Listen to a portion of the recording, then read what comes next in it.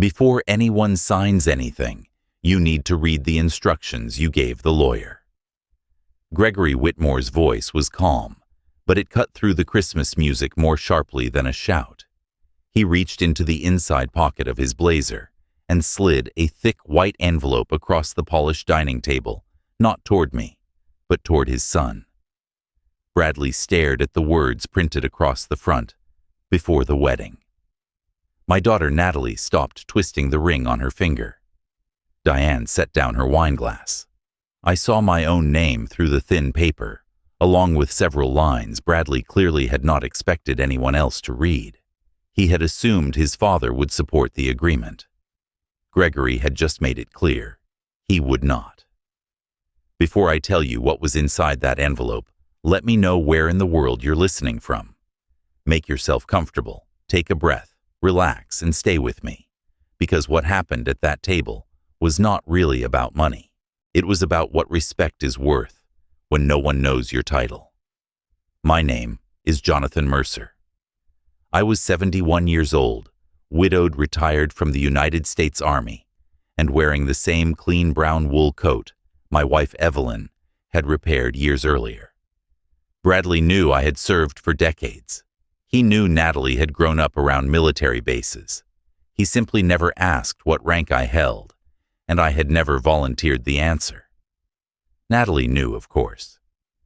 She had attended my promotions and stood beside me at my retirement ceremony.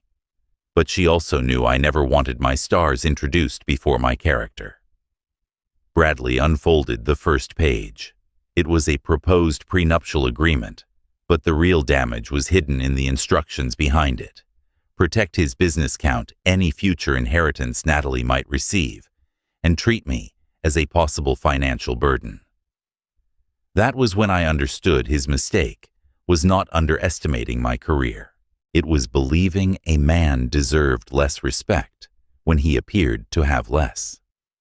To understand how we reached that envelope, you need to know what the evening looked like before anyone stopped pretending it was ordinary.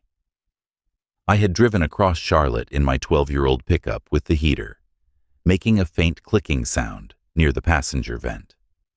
The truck was clean, dependable, and paid for.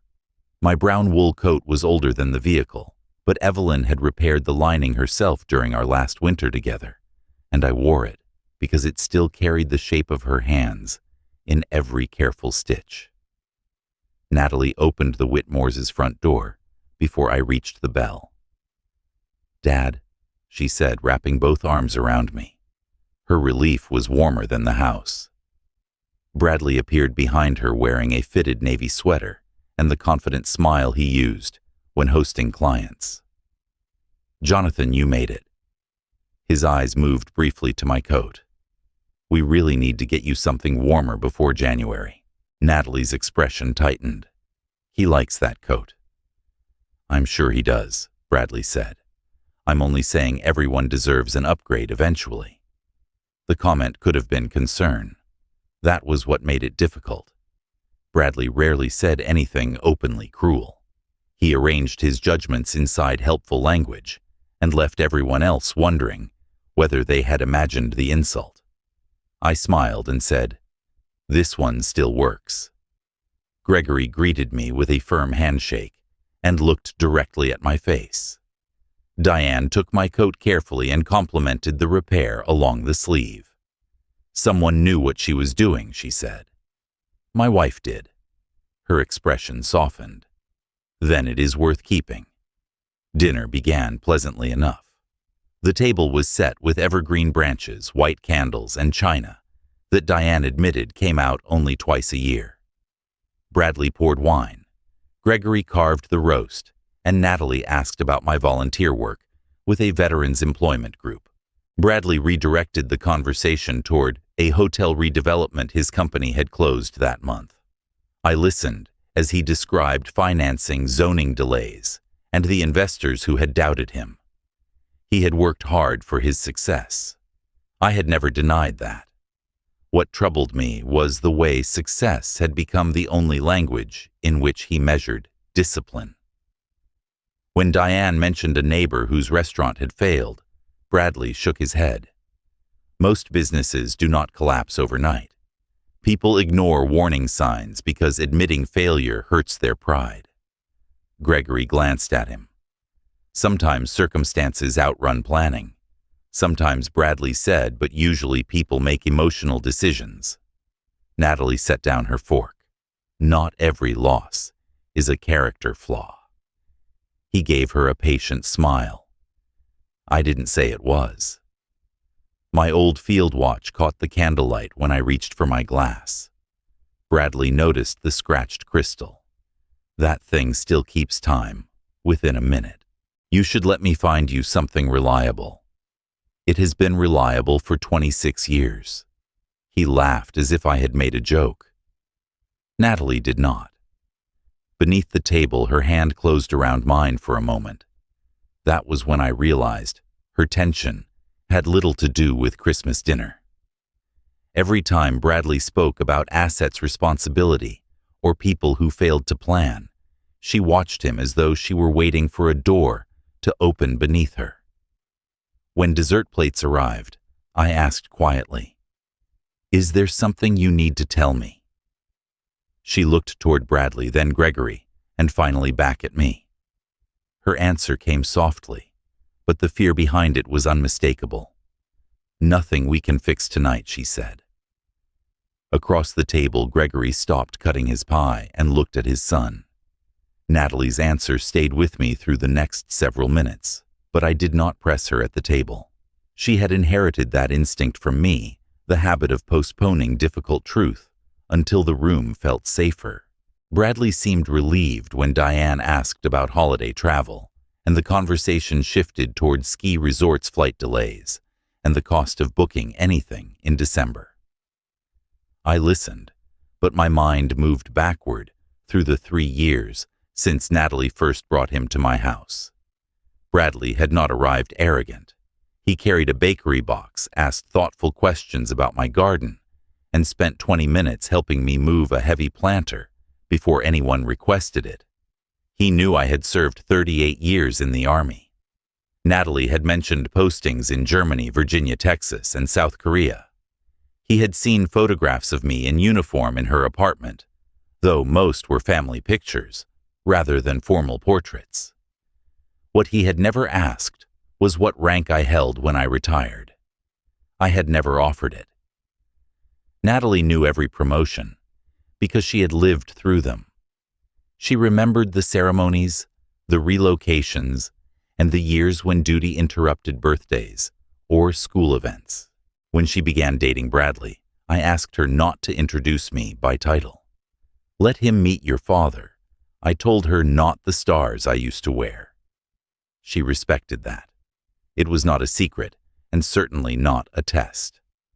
My retirement had been public, and anyone curious enough could have found the record in minutes. Bradley simply believed he already knew enough. At first, that assumption caused no harm. He treated me with courtesy and spoke proudly of Natalie's work. Then his business expanded. His clients became wealthier, and his language began changing.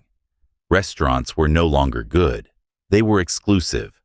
Neighborhoods were not safe or friendly. They were appreciating or declining. People became impressive when they owned something he wanted, and irresponsible when they did not. The first moment Natalie openly challenged him happened 8 months earlier at a crowded restaurant near her clinic. Our server, an older woman named Rosa, was covering several tables after a coworker called in sick. She brought the wrong side dish and apologized immediately. Bradley looked at the plate and said, "If the job is too much, maybe someone younger should handle this section." Rosa's face tightened, though she remained polite. Natalie asked him to stop. He insisted he was only being honest about service standards. I told Rosa the meal was fine and asked her not to replace anything. In the parking lot, Natalie confronted him again. "You could have made your point without humiliating her." Bradley replied, "Why is expecting competence suddenly cruel?" The question was not entirely unreasonable. The way he had spoken was. Later that night, Natalie called me. "He isn't cruel, Dad," she said. "He's just becoming someone I don't recognize." I wanted to tell her that becoming and revealing sometimes look the same from the outside. Instead, I said she should trust what she was seeing and talk to him before resentment became habit. She promised she would. Sitting at the Whitmore's Christmas table months later, watching her avoid my eyes, I realized either that conversation had never happened or it had changed nothing. Gregory must have noticed too, because when Bradley began describing a tenant as the kind of person who always has an excuse, his father quietly placed his fork beside his plate and asked, "Do you ever hear yourself anymore?" The room went quiet before Bradley gave a short, dismissive laugh. Bradley's laugh landed badly. Gregory did not smile, and Diane looked down at her plate. What Bradley asked. "I'm saying people make excuses, and I'm asking whether you notice how often everyone becomes a lesson in your stories," Gregory replied. Bradley leaned back. "I thought we were having dinner, not a performance review." "So did I," Diane said quietly. No one argued after that, but every sentence seemed to require more care. Diane asked me whether retirement had been an adjustment. "It was," I said. "Routine disappears before purpose does." She nodded. "I imagine a fixed income requires planning, too." Natalie looked at her immediately. Diane caught the reaction and raised one hand. "That came out wrong." "I'm sorry, Jonathan. I was asking whether the transition was difficult, not making assumptions about your finances." "Thank you," I said. Her apology was simple and immediate. That mattered. Bradley added, "Mom is only concerned because older people sometimes underestimate what they'll need." Natalie turned toward him. "Dad has never asked us for anything." I didn't say he had. "You keep answering questions no one asked." Gregory's eyes moved from Natalie to his son. "Bradley, help your mother with the coffee." Bradley stood reluctantly and followed Diane into the kitchen. Gregory waited until they were out of earshot, then said, "Would you step outside with me?" The back porch was colder than I expected. Christmas lights glowed along the fence, and dishes clinked behind the glass door. Gregory rested both hands on the railing. "You were career Army," he said. "Yes." "Senior command." I looked at him. "What makes you ask posture?" "The way you listen before answering. Also, you never corrected my son when he spoke for you." I smiled faintly. "That last part may be less military than habit." "What rank?" "Retired." He accepted the boundary with a nod. "Fair enough." We watched our breath fade into the dark. Then he said, "I'm worried about Bradley. So am I." For the first time I realized I was not the only father measuring what silence had allowed. He wasn't always like this. Natalie says the same. Gregory looked through the window at his son. When Bradley was 16, my brother convinced me to invest in a restaurant expansion. We nearly lost the house. Bradley heard every argument and every conversation about what we might have to sell. That kind of fear stays. Yes, I taught him never to be careless with money. His voice lowered. I may have taught the lesson too well. I said nothing. He gave me a copy of his prenup instructions last week. He expected me to approve them. "Did you?" I asked another attorney to review everything. The door opened behind us, and Diane called that coffee was ready. Gregory told her we would be in shortly.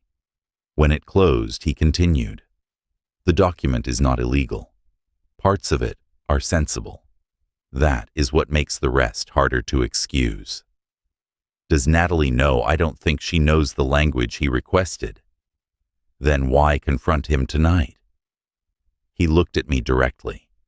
Because the wedding is weeks away, and every private conversation ends with him explaining why everyone else is too emotional. A Christmas table can become a courtroom quickly. I know. and public correction can become humiliation. I know that too. He exhaled. But I was hoping I had raised a cautious man. What I found in those papers was something colder. He opened the door, crossed the dining room, and returned from the sideboard carrying a thick white envelope. Gregory set the envelope beside Bradley's dessert plate, not in front of me. The label was printed in black capital letters, "Before the wedding." Diane looked from her husband to their son. "Gregory, what are you doing?" "Something I should have done privately," he said. "But the wedding is close enough that private conversations have become delays." Bradley's expression hardened. "You went through my legal papers. You gave me the draft and asked whether I approved. I asked for your opinion. This is it." Gregory rested 2 fingers on the envelope. "Open it." Bradley glanced at Natalie, then tore the flap carefully. He removed a marked-up prenup, a copy of his instructions to the attorney, and a letter bearing Gregory's signature. He did not yet notice the retirement program page beneath them. "Read the first instruction aloud," Gregory said. Bradley gave a humorless laugh. "Absolutely not." Natalie leaned forward. "Why not? Because legal drafts are not dinner conversation. Neither is describing my father as a future financial liability," Gregory said. Bradley looked down sharply. That was the first moment I knew Gregory had not exaggerated. Natalie held out her hand. "Let me see it." Bradley kept the papers. "This is preliminary language," then read it. He stared at her, then began. His business interests, including all future appreciation, would remain separate property. Any expected inheritance on Natalie's side had to be disclosed. Property received from her family could be considered when determining shared household obligations. She would waive certain claims to business growth, even if she reduced her own work to support the marriage. Then came the section concerning me. Possible future dependent parent, uncertain retirement resources, potential caregiving expense. Diane closed her eyes briefly. Natalie did not. She looked directly at Bradley. "You told me this protected what we both brought in. That was the intention. This protects what you brought in. It also plans around anything I might receive later, because inheritance complicates marital finances, but your future growth does not." He shifted in his chair. "My company existed before us. Employees depend on it. Investors depend on it. I cannot expose everything I built because people think love should replace planning." That argument was not foolish. A business should not become collateral damage in a divorce. I could understand why he wanted boundaries. What I could not understand was why every boundary guarded his side, while every uncertainty was assigned to Natalie's. Diane looked at Gregory. "You could have raised this tomorrow. I tried twice this week. Not like this." "No," he said. "Not like this." Bradley turned to his father. "You wanted an audience. I wanted witnesses to what has been hidden behind the word responsible." "That sounds like humiliation." "It may feel like humiliation," Gregory replied. "But these are your instructions, not mine." Natalie reached for the pages again. This time, Bradley let her take them. She read the section about me twice. "You never asked Dad about his finances. He never offered. Why should he have to prove he would not become a burden?" Bradley looked toward me. "Because marriage connects families, and someone has to consider risk," I answered evenly. "Risk deserves discussion.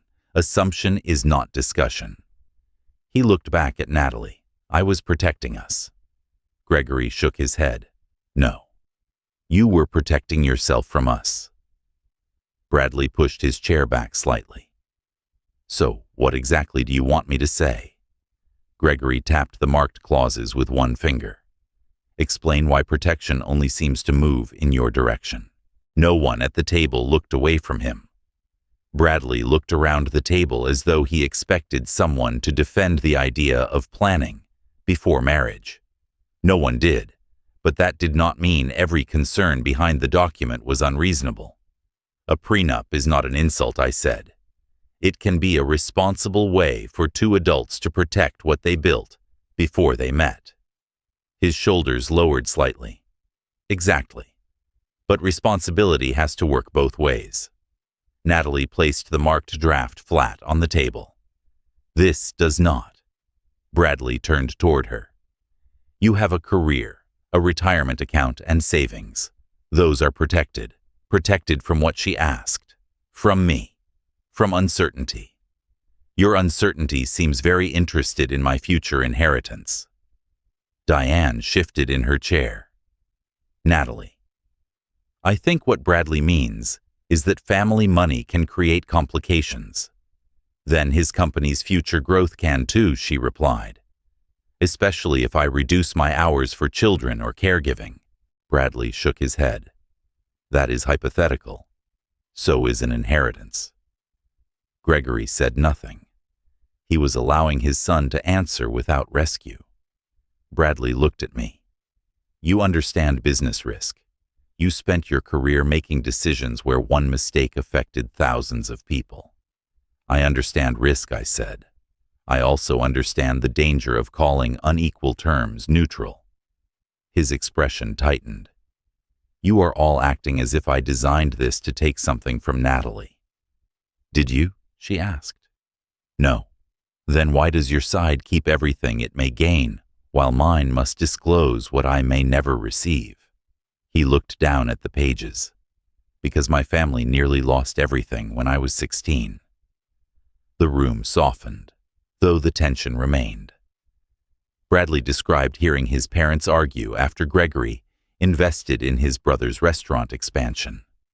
For months, they believed they might sell their home.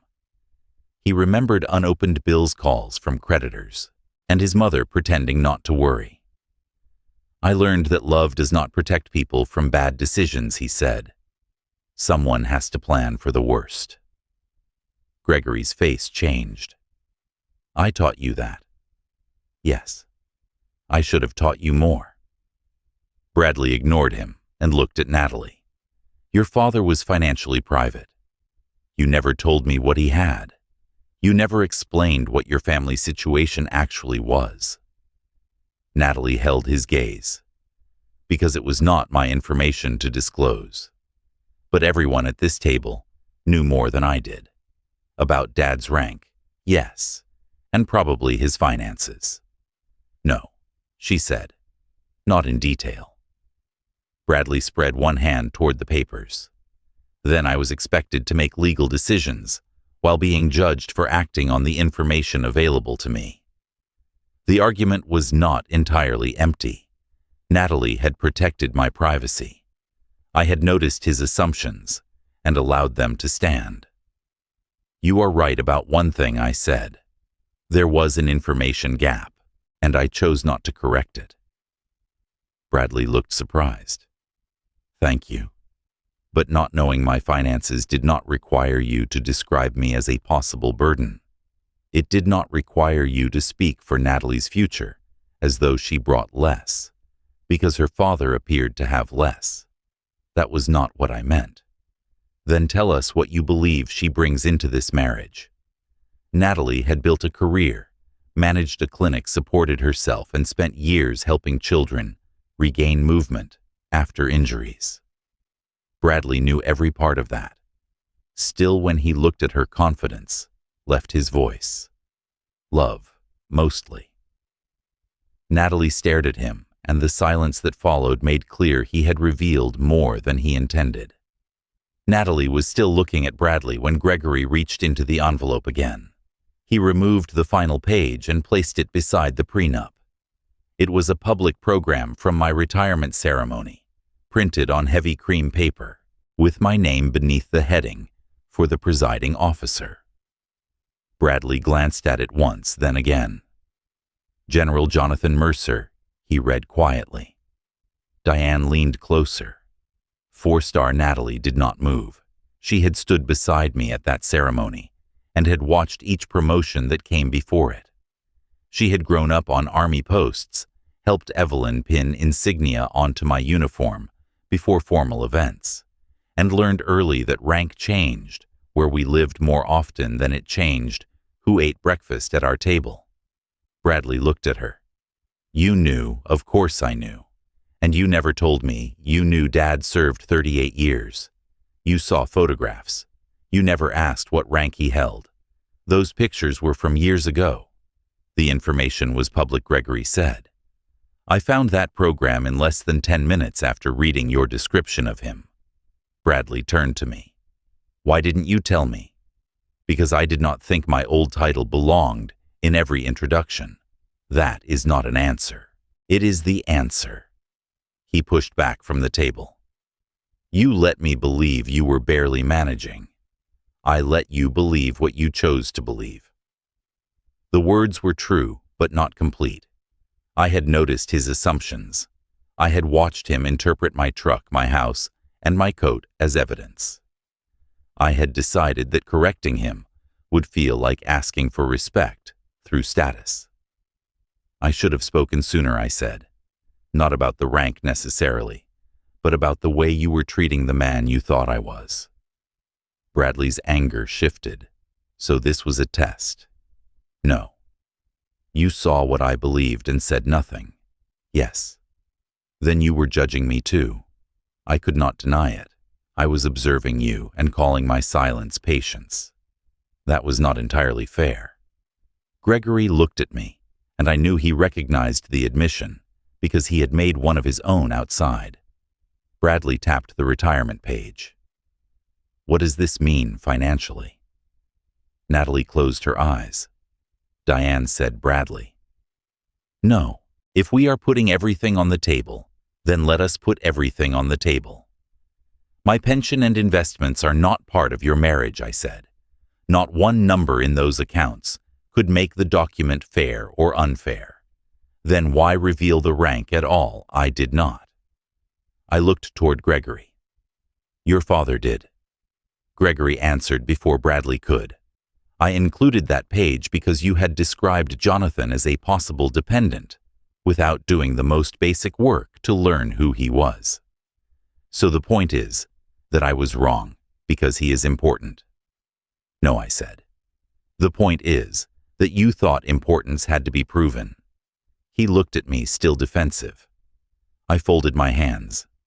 If I had been a retired sergeant living on Social Security, would the way you treated me have been acceptable? Bradley's mouth opened, but no answer came. After a long moment, he said, Not knowing your rank explains why I was wrong about your finances. It explains the mistake, I replied. It does not excuse the disrespect. Natalie picked up the retirement page, placed it back inside the envelope, and looked directly at the man she had planned to marry. That is the only question that matters, she said. Gregory did not reach for the envelope again. He left it where Natalie had placed it with the retirement page back inside. That small act mattered. The rank had been revealed, but he refused to turn it into a weapon. You asked why I reviewed the agreement, he said to Bradley. The truth is, I was already worried before I saw the legal language. Bradley looked exhausted rather than angry. Because I care about money. Because you began using money as a shortcut for character. Gregory spoke without raising his voice. He mentioned 3 moments. Bradley had stopped visiting his grandmother after she moved into assisted living because he said the place depressed him.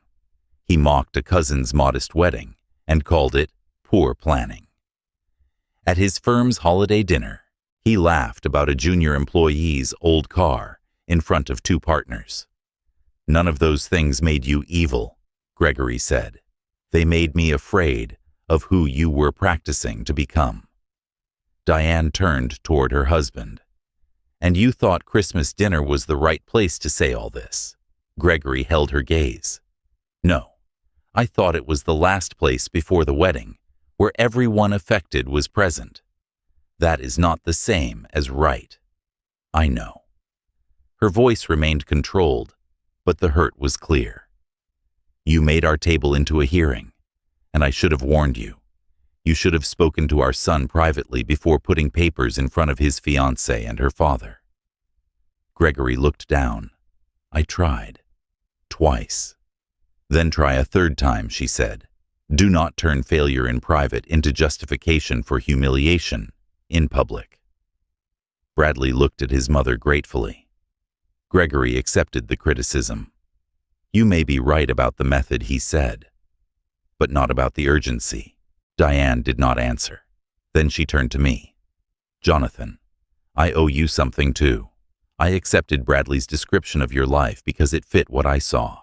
The truck, the coat, the house Natalie mentioned. I thought concern made my assumptions harmless. It did not, I said. No. She nodded. It did not. Natalie folded her hands around the ring. I did the same thing in a different way, she said. I kept telling myself Bradley was stressed, not changing. I corrected individual comments, but avoided the larger conversation because I was afraid of what it might cost us. Bradley looked at her. You thought I was becoming someone else. I thought you were becoming more comfortable, showing me who you were. The sentence landed harder than accusation. I felt my own share of responsibility press against me. I watched too, I said. I saw the pattern and told myself silence would reveal the truth. But observation is not communication. I should have asked you directly why status mattered so much before tonight. Bradley gave a bitter smile. So everyone at this table noticed something, and no one actually confronted me until an envelope appeared. That is fair, I said. Gregory nodded. It is. For the first time, no one was arguing over who held the cleanest position. We had all allowed some part of the problem to grow. Bradley through choices, Natalie through avoidance, Diane through assumptions, Gregory through delayed intervention, and me through silence. Gregory placed one hand on the closed envelope. I did not bring this out to punish my son, he said. I brought it out because marriage would make every one of these habits harder to undo. Natalie looked at Bradley, then touched the ring on her finger. Natalie looked at Bradley, then touched the ring on her finger.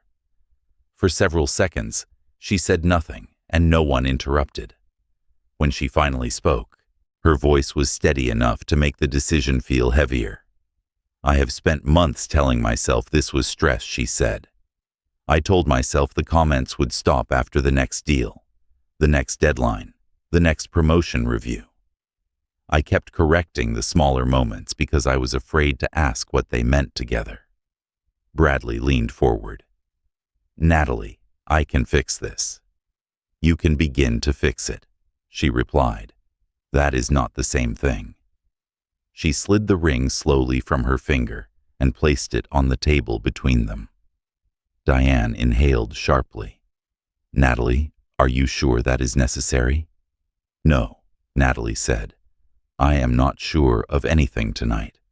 That is why I cannot keep wearing a promise as though the decision has already been made. Gregory looked at his wife. Continuing as planned would be worse. Diane's expression hardened.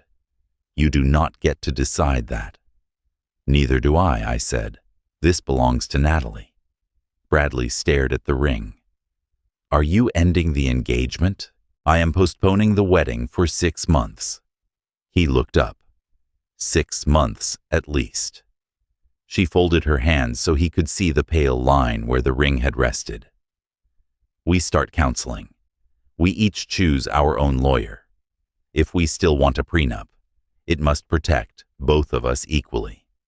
Neither father will provide financial statements, promises, guarantees, or pressure. And you do not get a wedding date as a reward for saying the right things tonight. What am I supposed to prove?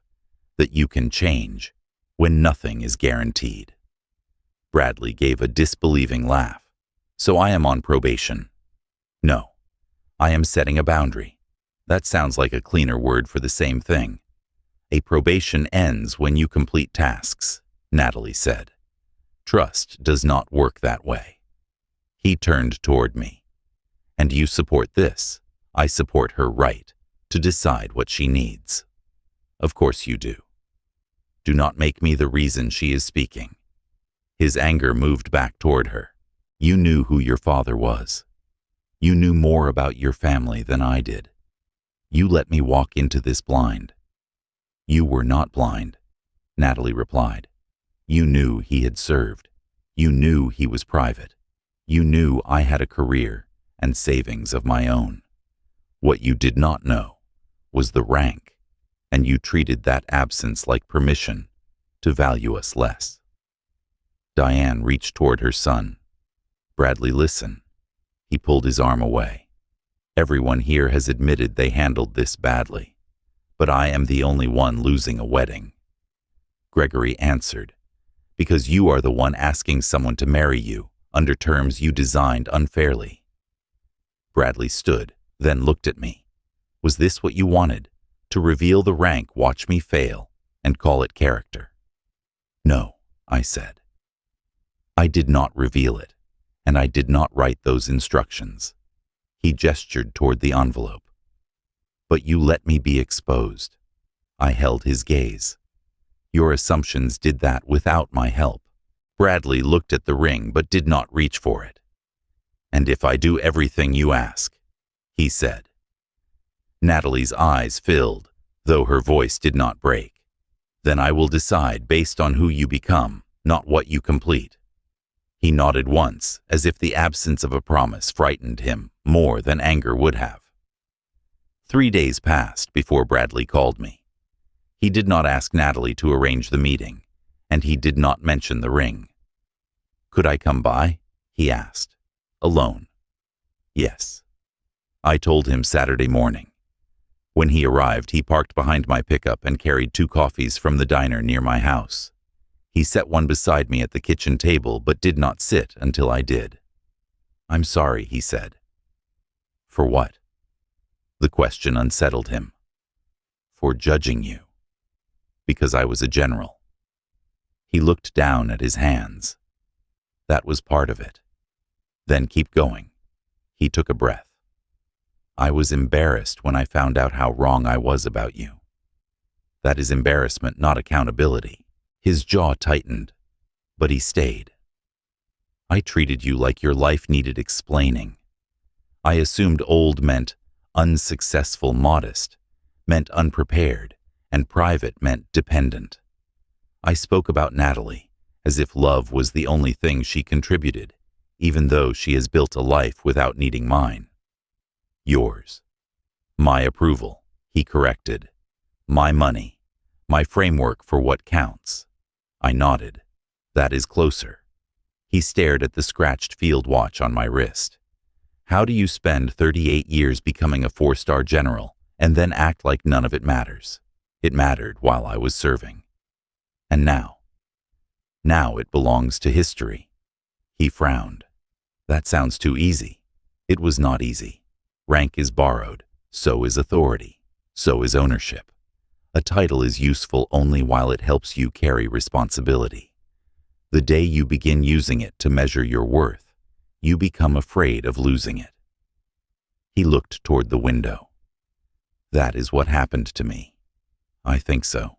My company is the one thing I built that proves I did not become the frightened kid who heard his parents arguing about losing the house. A business can prove discipline, I said. It cannot prove character. He absorbed that without arguing. Then he asked, did you know what I thought of you, some of it? And you let me keep thinking it. Yes. Why I considered giving him the cleaner answer that I wanted respect without rank. The fuller answer was less flattering. Because correcting you would have felt like asking for better treatment through status. And because part of me wanted to see what you would reveal when you believed I had nothing to offer. So it was a test, not one I planned. But once I recognized it, I kept watching instead of speaking. That was unfair. He looked surprised by the admission. Then why am I the only one facing consequences? You are not. Natalie is postponing her wedding. Your parents are confronting how they raised you. I am confronting how silence became judgment, but your choices still belong to you. He rubbed his thumb along the paper cup. Do you want her to leave me? That is not my decision. What would you do? I commanded soldiers for years. I will not command my daughter's marriage. He met my eyes. Then what do you expect from me? Tell the truth before someone forces it out. Accept that repair may not earn the result you want. Change because the man you were becoming frightened you, not because 6 months might return a ring. Bradley sat quietly, then nodded. For the first time, he looked less concerned with being forgiven than with understanding what forgiveness could not erase. Then he asked whether his father had ever admitted what he had taught him. Bradley's question stayed between us for several seconds. Has he? I asked. Not really. He looked toward the kitchen doorway, as though Gregory might somehow be standing there. He said the papers were wrong. He said I had changed. He never said what part of that came from him. Then ask him. Bradley gave a tired laugh. You make that sound simple. It is simple. It may not be easy. He left shortly after noon. That evening, Gregory called me. He is here, he said, and he wants to talk. I did not ask for details. Some conversations become weaker when another person enters them too soon. The next day, Bradley told me what happened. He had gone to his parents' house carrying the marked prenup and the original email chain from his lawyer. Gregory met him in the study where framed certificates and old family photographs lined the walls. Diane joined them, but remained near the window. Bradley placed the papers on the desk. Jonathan says I should ask what you taught me. Gregory did not pretend to misunderstand. He sat down and said, I taught you never to let another person's mistake destroy what you built. You taught me that needing help meant failing. I did not mean to, but you said it. Gregory looked toward Diane. She answered quietly, more than once. When Bradley was 16, Gregory's brother had persuaded the family to invest in a second restaurant. The project collapsed within months. Loans came due, savings disappeared, and for nearly a year, they believed they might lose their home. Gregory responded by turning caution into a household religion. He checked every receipt, criticized every unnecessary purchase, and repeated that careless people always expected responsible people to rescue them. I wanted you to feel safe, he told Bradley. Instead, I made fear sound like wisdom. Bradley asked, so this is your fault? Gregory shook his head. No, I handed you a sharp tool. You chose where to use it. But I should have taught you that protecting assets without protecting dignity becomes contempt. Diane finally stepped away from the window. I first noticed the change when you stopped calling your grandmother, she said. Bradley looked away. She never remembers the conversation. That was not why you stopped. You told me the facility smelled depressing and that visiting made you feel like your life was moving backward. He did not deny it. Diane continued. Then you began speaking about people as if success proved they had made better moral choices. I told myself it was confidence. I should have challenged it sooner. Bradley looked at both parents. So I learned this from you, but I am still responsible for it. Yes, Gregory said. Learned does not mean inevitable. Bradley asked why Gregory had chosen the dinner table. Because I feared another private warning would disappear, Gregory said. Diane replied, being right about the danger does not make every method right. Gregory nodded. I know. I regret the way I did it, but not that I stopped it. He pulled the marked draft closer and turned it toward his son. Every unequal clause had been underlined in red. Beside several sections, the reviewing attorney had written the same question. Why is this obligation not mutual? Gregory handed Bradley a pen. Do not ask me to fix this for you. What do you want me to do? Correct every clause yourself. Then decide whether you were protecting a business or protecting yourself from equality. Bradley stared at the first page, uncapped the pen, and began reading from the beginning. Bradley spent Sunday reviewing the draft, the red marks, and the email chain that had produced them.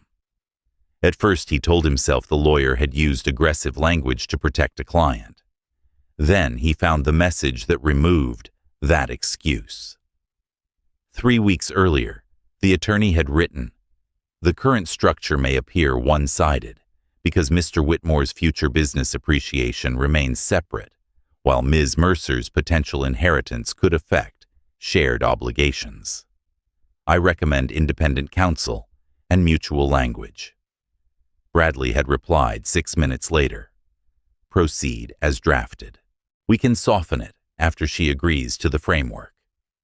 He read that sentence until the words no longer looked like something written by a stranger. By Monday evening, he asked Natalie to meet him at a coffee shop near her clinic. She arrived without the ring. He placed a folder on the table but kept his hands on it. "There is something else I need to tell you before you hear it from anyone else." Natalie did not rescue him with a question. Bradley opened the folder and showed her the email. "The lawyer warned me." She read his reply once. "You approved this after being told it was unequal." "Yes." "And then you told us the attorney made it sound worse than you intended." "Yes." Her face remained calm, which frightened him more than anger. "Why?" she asked. Bradley looked through the window at people crossing the parking lot. "Because I thought if you agreed to the structure first, the details would feel technical later.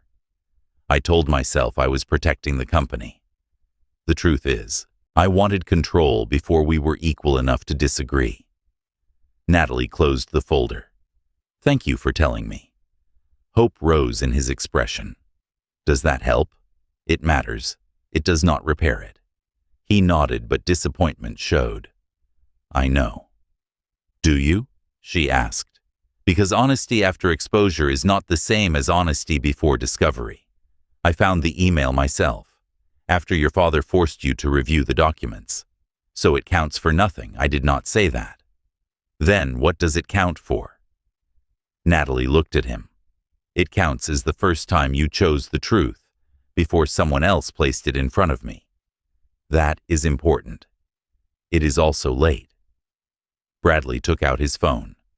In front of her, he called the attorney and withdrew the draft entirely. He requested written confirmation that no version would be circulated or relied upon. Then he emailed both families, taking responsibility for the unequal instructions and stating that no one else had approved them. He did not mention pressure, fear, or misunderstanding. When he finished, Natalie asked, "Have you scheduled counseling tomorrow at 4? For us." "For me first. I thought I should stop asking you to carry the beginning of my repair." Her eyes softened, but she did not reach for his hand. Bradley looked at the empty place where her ring had been. "If honesty only counts before a mistake, what am I supposed to do after one?" "Tell the truth anyway," she said. "Then live with the fact that it may not be enough." He swallowed. "How will I know whether anything I do matters?" Natalie pushed the folder back toward him. "You will know, because you keep doing it when no one promises you a reward. And the wedding. There is no wedding date." He nodded slowly. "Then what are the next 6 months?" For Natalie stood, gathered her coat, and met his eyes. "That is what the next 6 months are for." Natalie left Bradley standing beside the table with the folder in his hand, and no promise waiting at the end of the next 6 months. 2 days later, he called me. "I scheduled counseling," he said. "Good. Is there anything else I can do?" "There is plenty you can do. The question is why you want to do it." He was quiet. Because I do not like the man I heard at that table. That answer was imperfect, but honest enough to begin.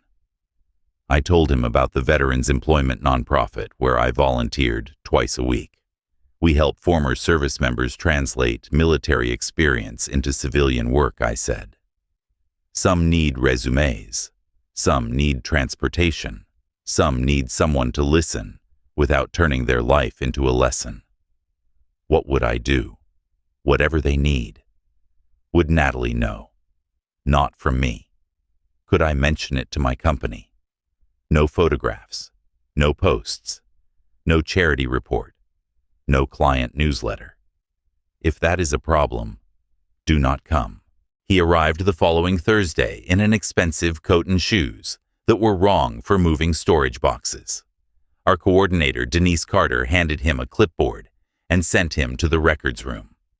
For 3 hours, he alphabetized intake forms called applicants to confirm appointments and carried donated work boots from one shelf to another.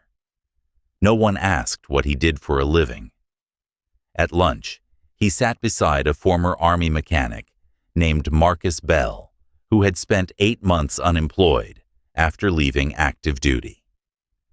Bradley glanced at Marcus's resume and said, "You managed maintenance for 40 vehicles. Why are you applying for warehouse work?" Marcus shrugged. "Because warehouse work pays next month's rent." Bradley began explaining how Marcus should position himself for management roles, how settling too quickly could damage his long-term earning path. Marcus listened patiently, then asked, "Are you offering me a job or telling me which bills I should ignore?" Bradley stopped. The old version of him might have defended the advice. Instead, he looked down at the resume. Neither, he said. "I am talking like your life is a strategy exercise." "I'm sorry." Marcus studied him, then pushed the paper back across the table. "You can still help. Ask me what I need first." Bradley did. Marcus needed a resume that emphasized logistics software, a list of employers accessible by bus, and interview clothes that did not look borrowed. Bradley spent the afternoon helping with all three. He made another mistake before the day ended. While reviewing an application, he described a 10-year gap in employment as a red flag. The applicant, a former medic named Carla Ruiz, explained that she had spent those years caring for her disabled mother. Bradley immediately crossed out the phrase. "That was lazy language," he said. "The gap tells me nothing until I ask what happened." Carla replied, "Most employers never ask." He wrote a new note beside the dates. Full-time family caregiver, scheduling medication, management medical coordination. When we closed, Bradley asked whether he had done enough to return. "This is not a sentence you complete," I said. "Come back if the work matters, when Natalie never hears about it." The next Thursday, I was attending a medical appointment, and Natalie was nowhere near the building. Denise later told me Bradley arrived 10 minutes early, wore practical shoes, and went straight to the records room without asking whether I would be there. He stayed through lunch, helped Marcus prepare for an interview, and volunteered for the following week before anyone invited him. By the 4th month, Bradley's changes had moved beyond the nonprofit. Denise told me he no longer asked whether anyone would notice the work. He simply came, listened, and stayed until the last appointment ended. At his company, the harder test arrived when a client proposed replacing several long-time maintenance workers with a cheaper subcontractor. The presentation described the employees as legacy cost. Bradley stopped the meeting. "They are people, not an expense category," he said. The client reminded him that the deal was worth more than his annual bonus. Bradley still refused to recommend the change without interviews and severance protections. The client walked away. 2 weeks later, his bonus disappeared. He did not tell Natalie. She learned from one of his colleagues, who mentioned that Bradley had suddenly developed principles.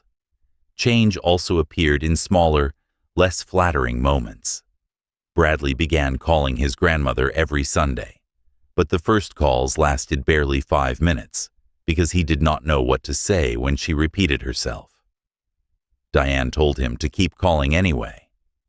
Love is not measured by how interesting the conversation is, she said.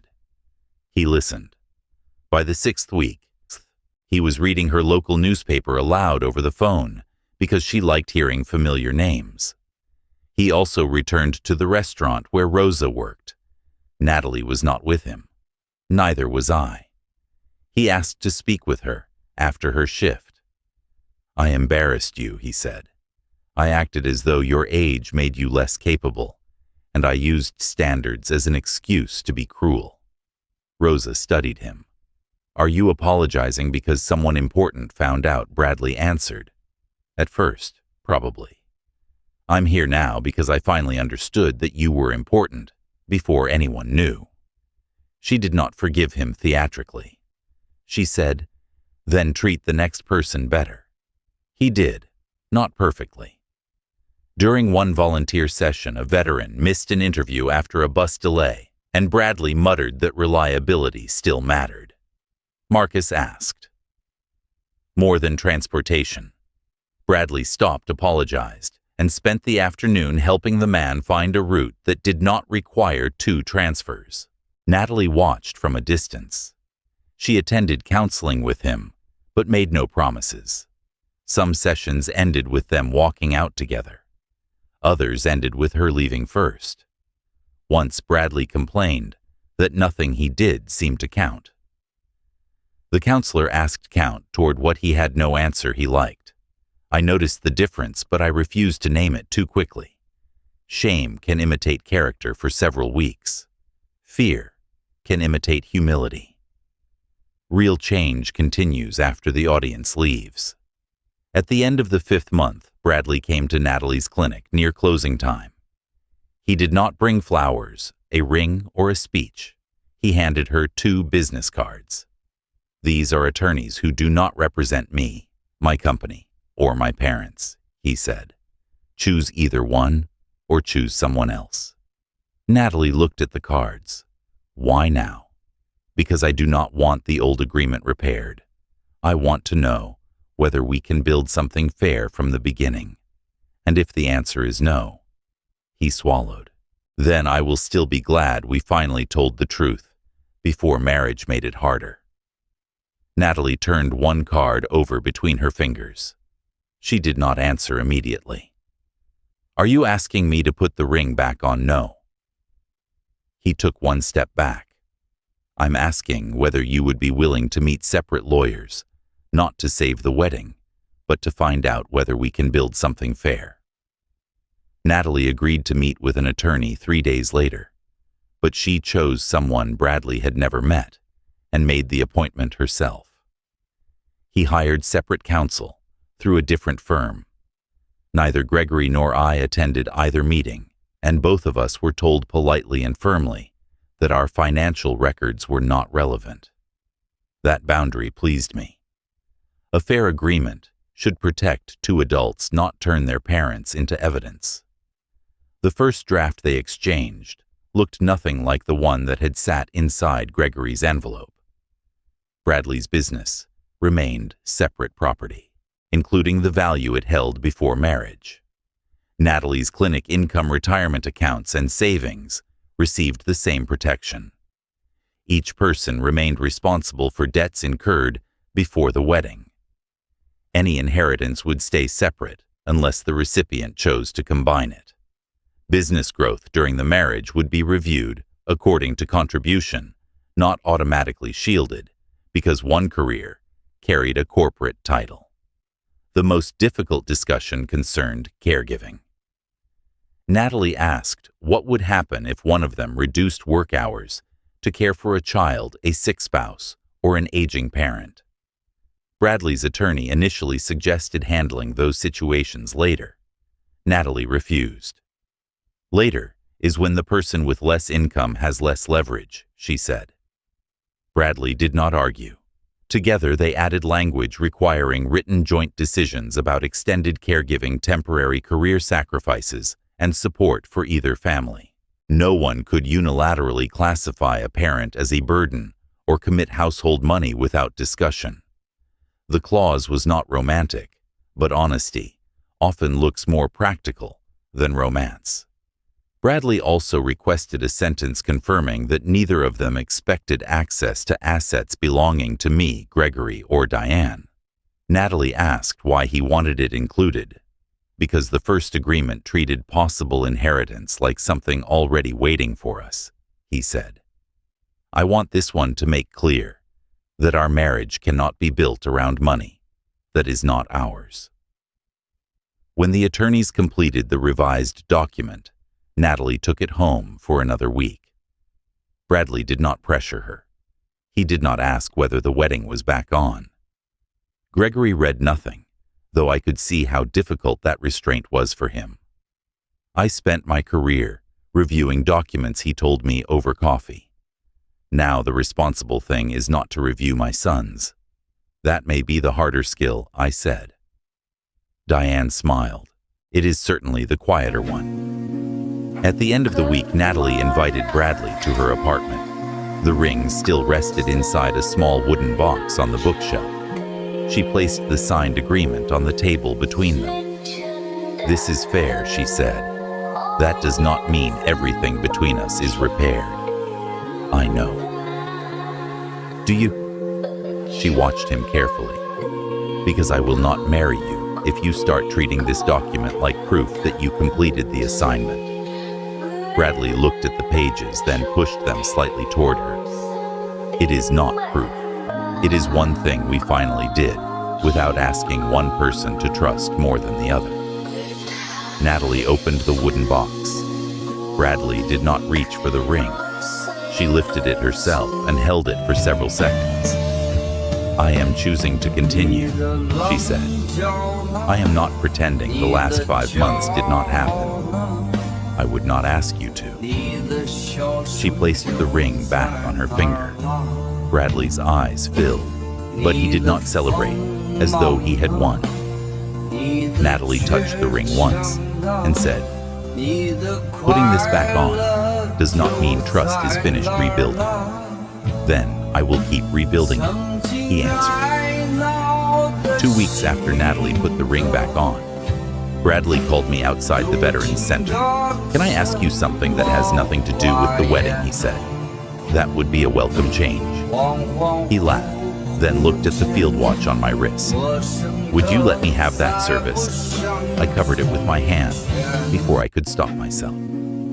Evelyn had given it to me 26 years earlier, after a long deployment. The crystal was scratched, the numbers had faded, and the leather strap had been replaced twice. It still lost less than a minute a day. Why, I asked. Bradley did not reach for it, because I used to look at things like that and think replacement was the same as improvement. And now I think some things deserve maintenance because of what they have carried. I studied him.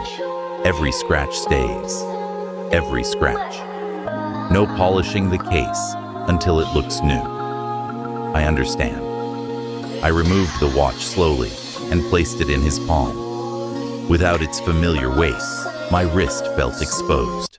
Bradley took it to a small repair shop run by former Navy technician Samuel Price. He invited me, but I told him to handle it himself. Trust cannot be rebuilt if responsibility requires supervision. 3 days later, Gregory stopped by with coffee. He noticed the empty place on my wrist. You finally replaced it, Bradley is having it serviced. Gregory smiled. That sounds like progress. It sounds like a watch repair. We sat on the back porch despite the cold. After a while, he said, Diane still thinks I humiliated him. Do you? Some days. He looked toward the yard. I tell myself the wedding was close and private conversations had failed. Both things are true. They do not erase the fact that I chose an audience. I chose silence, I said. You chose exposure. Neither of us found the perfect method. Gregory nodded. I spent years teaching him that loss could be prevented if he controlled enough details. I taught Natalie that strength meant not needing difficult conversations.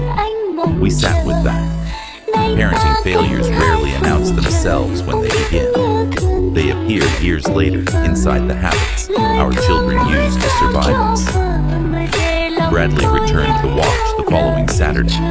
He brought no gift box, only a cloth patch and the repair receipt. Samuel replaced the mainspring, cleaned the movement, and fitted a new seal, he said. The crystal is the same. The scratches are the same. He even left the worn edge on the crown. I took it out. It looked exactly as old as before. The second hand moved with quiet precision. He said it should keep time within 10 seconds a day now. Bradley fastened it around my wrist. I used to think age looked like failure, he said. Old car, old coat, old watch. I thought replacing things proved you were moving forward. Sometimes replacing is necessary, but not always. No. Maintenance means admitting something has value even after it stops being effortless. He looked at the watch, then toward the house where Natalie had once placed her ring on the table. Is that what marriage is? Sometimes. But maintenance is not denial. You do not erase the damage and call it new. Bradley nodded. You keep the marks and make sure it still works. The watch ticked steadily against my wrist. It was still visibly old, still carrying every scratch Evelyn had known, but it was running accurately again. That morning, Natalie was deciding whether to keep the new wedding date. Natalie kept the new wedding date, but she chose it for reasons that had nothing to do with pressure or proving anyone wrong. 6 months after Christmas, we gathered at a stone chapel outside Charlotte on an evening bright with late winter sunlight. The ceremony was neither deliberately modest nor designed to impress. It was simply theirs family photographs near the entrance music Natalie had chosen with Evelyn years earlier, and tables set with food from a local restaurant Bradley once would have dismissed as too ordinary. I wore a suit, the brown wool coat over my arm, and the field watch against my wrist. Its crystal still carried every scratch. Bradley saw me before anyone announced my name or mentioned my former rank. He crossed the lobby, took my coat, and asked whether the watch was keeping time. Within 10 seconds, I said, better than most people, including me, he replied. He did not call attention to the joke. He did not need an audience. Natalie joined us wearing the ring she had chosen to put back on not the one anyone had returned to her. I want both of you to understand something, she said. I did not keep this wedding because the counseling was perfect or because 6 months erased what happened. I kept it because Bradley continued changing before he knew whether there would be a wedding. Bradley looked at her, then at me. I respected your rank when I learned it, he said. I respect your character because I finally learned how to see it. Keep learning, I told him. That is the part that matters.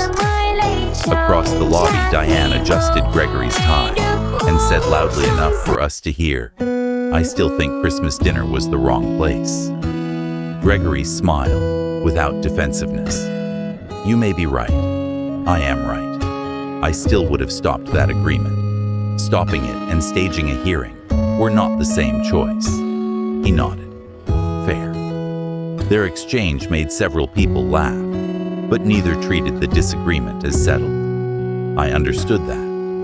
I had also spent months thinking about my own silence. Before the ceremony, I told Bradley I should have spoken sooner.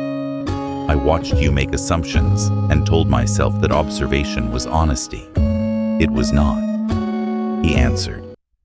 And I used missing information as permission to rank people. That was mine. No one received complete moral victory, which was probably why the moment felt real. Just before we entered the chapel, Gregory handed Bradley the same white envelope from Christmas. It was empty except for one folded card. Bradley opened it and read the sentence aloud. Protect people before possessions. He looked at his father. Gregory said, I taught you half the lesson. I am trying to finish it. Bradley slipped the card into his pocket. During the ceremony, no one mentioned pensions, businesses, inherited property, or military stars. Natalie and Bradley promised honesty, mutual responsibility, and the courage to speak before silence became resentment. At the reception, Bradley greeted servers by name, helped his grandmother to her seat, and carried boxes after the guests left. None of those gestures proved he was permanently changed. Character is not certified by one wedding day, but he kept doing the work after the shock faded, after the ring returned, and after there was nothing left to perform. I never needed my son-in-law to salute me. I needed him to stop ranking people. Was Natalie right to give Bradley 6 months, or should she have ended the engagement that night? And was Gregory's envelope responsible parenting or public humiliation?